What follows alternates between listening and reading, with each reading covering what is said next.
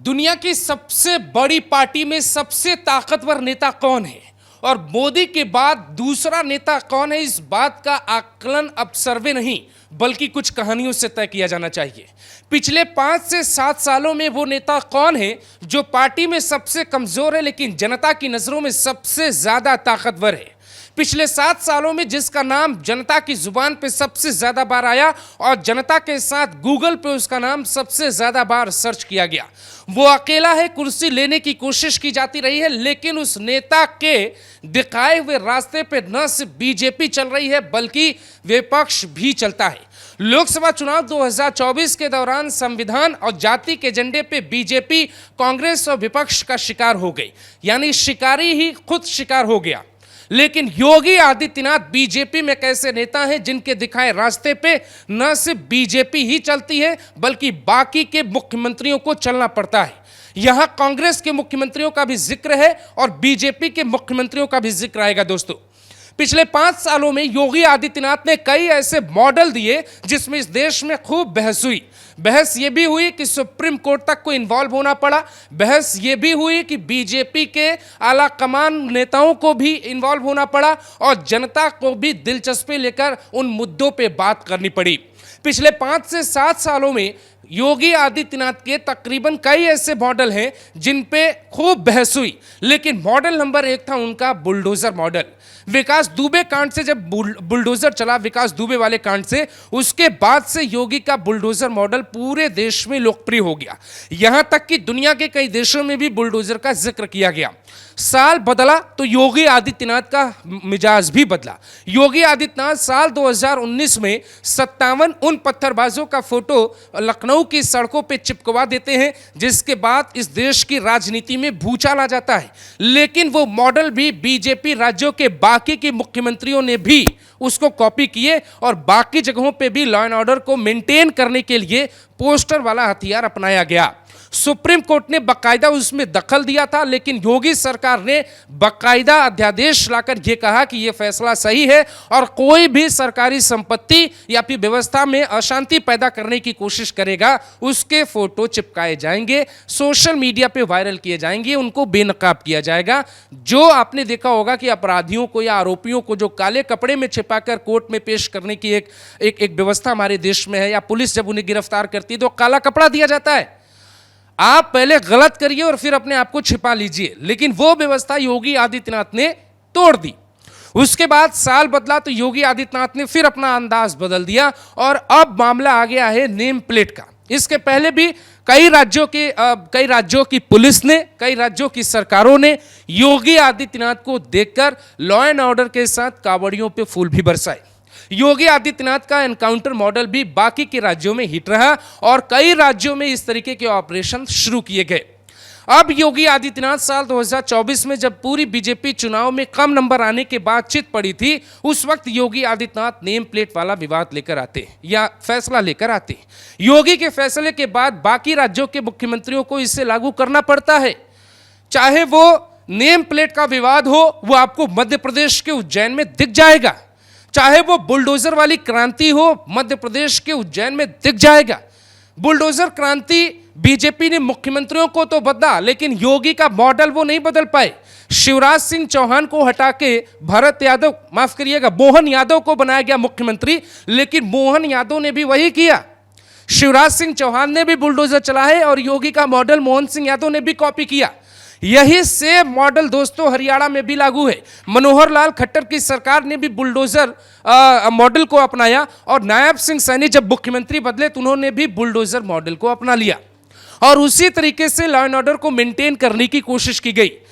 पिछले साल इन्हीं दिनों नूह में एक बहुत बड़ा बवाल हुआ था और इस बार भी यह कहा जा रहा था कि यात्रा के दौरान बवाल होगा, लेकिन योगी आदित्यनाथ के मॉडल को कॉपी करके वहां की पुलिस ने और वहां की सरकार ने उस विवाद को रोक लिया और वहां पर एक गाड़ी के पीछे 2 पुलिस की गाड़ियां देखी गई। तो योगी का जो कानून मॉडल है, योगी का जो फैसला लेने का मॉडल है, वो पूरे देश में धीरे धीरे लागू हो रहा है। योगी का मॉडल ही आसाम के मुख्यमंत्री हिमंता बिस्वा शर्मा भी लागू कर रहे हैं। योगी के मॉडल का जो असर सबसे ज्यादा देखा जाता है वो देखा जाता है उत्तराखंड में। उत्तराखंड के मुख्यमंत्री पुष्कर सिंह धामी एक सामान्य से विधायक थे, लेकिन बीजेपी ने जब उन्हें मुख्यमंत्री की कुर्सी ऑफर की तो वो खटीमा जैसी छोटी जगहों से निकल के प्रदेश का नेतृत्व संभालते हैं और वो सबसे पहले अवैध मदरसों पर ही बुलडोजर चलाते हैं। अवैध दरगाह, उत्तराखंड में अवैध दरगाह का एक बहुत बड़ा मसला है और इसमें कोर्ट की भी टिप्पणी शामिल है और वो हर एक अवैध मदरसे, हर एक अवैध दरगाह पर बुलडोजर चलाते हैं और इस पे खूब बवाल मचता है। लेकिन योगी आदित्यनाथ के स्टाइल में और बाकी मुख्यमंत्रियों के स्टाइल में एक बहुत बड़ा फर्क है। फर्क यह है कि बाकी मुख्यमंत्री कोई भी बड़ा फैसला लेने के पहले प्रधानमंत्री से मुलाकात करते हैं और मुलाकात करने के बाद अपना काम करते हैं। आप ये तस्वीर देखिए, ये उत्तराखंड के मुख्यमंत्री पुष्कर सिंह धामी हैं। ये प्रधानमंत्री नरेंद्र मोदी से मिलने आते हैं और प्रधानमंत्री नरेंद्र मोदी को दिखाते हैं कि ये देहरादून में कुछ जगहों पे, कुछ बस्तियों में बुलडोजर चलाना है। जब प्रधानमंत्री नरेंद्र मोदी अप्रूवल देते हैं उसके बाद वहां बुलडोजर चलता है। लेकिन ये है योगी आदित्यनाथ की तस्वीर और योगी आदित्यनाथ बीजेपी में किसी से भी नहीं पूछते हैं।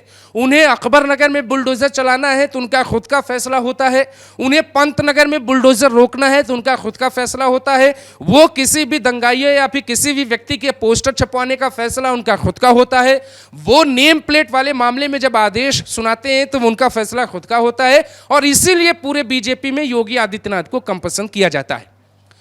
जब कोई व्यक्ति चीफ मिनिस्टर बनता है तो एक संवैधानिक पद होता है और जनता के चुने जाने के जनता ने विधायकों को वोट दिया और विधायकों ने अपना एक नेता चुना, तो उस मुख्यमंत्री के पास इतने संवैधानिक अधिकार होते हैं कि वो अपना फैसला खुद ले सकता है और जरूरत पड़ने पर फैसला मंत्रियों की सलाह से ले सकता है। यही काम योगी आदित्यनाथ करने की कोशिश कर रहे हैं। इसीलिए पूरी दुनिया में सबसे विशाल पार्टी इस वक्त बीजेपी है। उस विशाल पार्टी के एक विशाल नेता योगी आदित्यनाथ को किस तरीके से रोकने के लिए परपंच रचा जाता है, उस कहानी को आप बहुत बेहतर तरीके से समझते हैं। सर्वे में तो अलग अलग नेताओं के नाम दिखाए जाते हैं क्योंकि सर्वे कंपनियां भी क्या बहुत निष्पक्षता से सर्वे करती हैं, इस पर भी सवाल है। पहले नंबर पे हमेशा नरेंद्र मोदी को दिखाया जाता है, दूसरे नंबर पे अमित शाह को दिखाया जाता है। लेकिन देश की जनता में इस बात की बहस अभी से शुरू हो गई है, खास तौर से नेम प्लेट विवाद के बाद, कि योगी आदित्यनाथ उनके नंबर 2 के नेता हैं। सरकार में नंबर 2 का नेता उसे माना जाता है जिसके पास होता है गृह मंत्रालय, लेकिन जनता गृह मंत्रालय और मुख्यमंत्री की कुर्सी नहीं देखती। जनता अपने नेता का भविष्य देखती है और भविष्य के मुताबिक ही नंबर 2 की कुर्सी उसे ऑफर करती है। अरविंद केजरीवाल का नाम भी कभी सुर्खियों में रहा, लेकिन बढ़ती योगी की लोकप्रियता के आगे अरविंद केजरीवाल भी पीछे हो गए और अरविंद केजरीवाल के जो भ्रष्टाचार के मामले आए उससे जनता ने उनसे दूरी बनाई थोड़ी।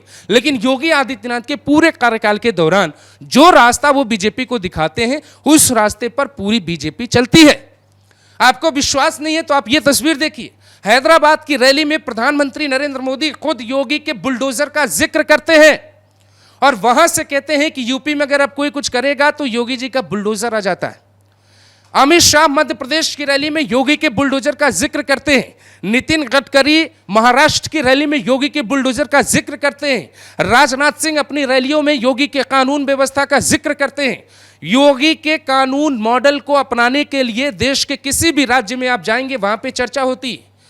कांग्रेस की सरकार कर्नाटक में थी और वहां पे जब कोई एक घटना हुई थी, कॉलेज में जो बुर्का पहनकर जाने का जो मामला आया था, उसके बाद भी योगी आदित्यनाथ का जो कानून मॉडल है वो हर कोई अपनाने को तैयार है। यहाँ की बीजेपी में नंबर 1 की कुर्सी पे कोई बहस नहीं, लेकिन नंबर 1 की कुर्सी पे बैठे नरेंद्र मोदी भी हैदराबाद की रैली में ओवैसी के गढ़ में कहते हैं कि यूपी में अगर कोई कुछ भी करने की कोशिश करेगा तो उसको डर है कि योगी का मॉडल आ जाएगा। अतीक के गढ़ में जब जाते हैं, जब मुख्तार के गढ़ में जाके प्रधानमंत्री चुनावी रैली करते हैं तो उस वक्त उनके बुलडोजर का जिक्र किया जाता है। दोस्तों, यही नहीं, प्रधानमंत्री नरेंद्र मोदी के अलावा अमित शाह भी हो या फिर राजनाथ सिंह हो, हर कोई बीजेपी में बुलडोजर मॉडल की तारीफ करता है। लेकिन ये एक नई कहानी नहीं, सियासत में ऐसा होता है जब कोई नेता नया मॉडल देता है तो उसका ही सबसे ज्यादा विरोध होता है। इसे आप समय का चक्र कह सकते हैं। यही प्रधानमंत्री नरेंद्र मोदी तात्कालीन गुजरात के मुख्यमंत्री हुआ करते थे और यही बीजेपी उनके आसपास बैठे नेता उन्हीं का विरोध करते थे। तो आज योगी आदित्यनाथ उसी हालात में हैं जिस हालात में कभी प्रधानमंत्री नरेंद्र मोदी तात्कालीन मुख्यमंत्री होते हुए रहते थे। तो योगी आदित्यनाथ के मॉडल और उनके दिखाए हुए रास्ते पे पूरे बीजेपी को चलना पड़ रहा है और बीजेपी ना चाहते हुए भी नेम प्लेट विवाद में कूद गई, क्योंकि योगी आदित्यनाथ का आदेश आ गया था। जब ज्ञानवापी के सर्वे की बात आई तो योगी आदित्यनाथ खुलकर सामने आए। उन्होंने बोला कि सर्वे करवाना कोर्ट के आदेश पे हमारी जिम्मेदारी है। जब राम मंदिर का जिक्र हुआ और राम मंदिर बनाने की बात आई तो सुप्रीम कोर्ट के आदेश पे योगी आदित्यनाथ ने मोर्चा संभाल लिया और सबसे पहले माइक्रो लेवल पे अपराधियों का सफाई का काम करना शुरू किया गया। उसके बाद बड़े अपराधियों को खत्म करने की कोशिश की गई। योगी आदित्यनाथ के मॉडल में एक शब्द आपको समझ लेना चाहिए, यूपी में ऑर्गेनाइज क्राइम पे भारी मात्रा में कंट्रोल हुआ है। पारिवारिक विवाद सरकार रोकने में अभी नाकाम रही है और उसमें रोकने में जो जिम्मेदारी होती है सरकार से ज्यादा समाज की होती है। इसीलिए ऑर्गेनाइज क्राइम का जो मॉडल योगी सरकार ने पेश किया है, पूरी बीजेपी पिछले 7 सालों से उसी पे चलने की तरफ बढ़ चुकी है। अब यहां सवाल यह है कि जनता तय करे, नंबर 1 की कुर्सी पे प्रधानमंत्री नरेंद्र मोदी हैं, तो नंबर 2 की कुर्सी किसके पास है? क्या सर्वे सही बता पाते हैं? क्या सर्वे कंपनियां निष्पक्ष अपनी राय दे पाती हैं? क्या अमित शाह, राजनाथ सिंह, बीजेपी में एक लंबी फहरिस्त है, लेकिन देश में आज एक बहस इसी बात पे होती है कि योगी ही भविष्य के प्रधानमंत्री हैं। वो किस पार्टी से और किस स्थिति में होंगे, इसका आभास पब्लिक को हो सकता है। कई बार चिंतन मंथन किया जाता है कि पार्टी में हो सकता है योगी आदित्यनाथ को लेकर ऐसी राय न हो, लेकिन पब्लिक जो सोचती है, पब्लिक ने सोचा अन्ना हजारे के आंदोलन के बाद कांग्रेस की सरकार चलेगी। पब्लिक ने सोचा प्रधानमंत्री नरेंद्र मोदी को प्रधानमंत्री बनाना है, उनको बना देती। पब्लिक ने सोचा ये करना है, वो कर लेती। तो अगर जनता के बीच ये सवाल है कि योगी आदित्यनाथ का मॉडल देश में लोकप्रिय हो रहा है, तो फिर जनता ही इस वीडियो पे कमेंट करके बताए कि योगी का भविष्य आने वाले वक्त में क्या है और बीजेपी में नंबर 2 की कुर्सी किसके पास है और योगी का मॉडल आखिर बीजेपी के साथ बाकी की पार्टियों को अपनाने के लिए उनको समझौता क्यों करना पड़ रहा है, उसके बावजूद वो उसे स्वीकार कैसे कर लेते हैं।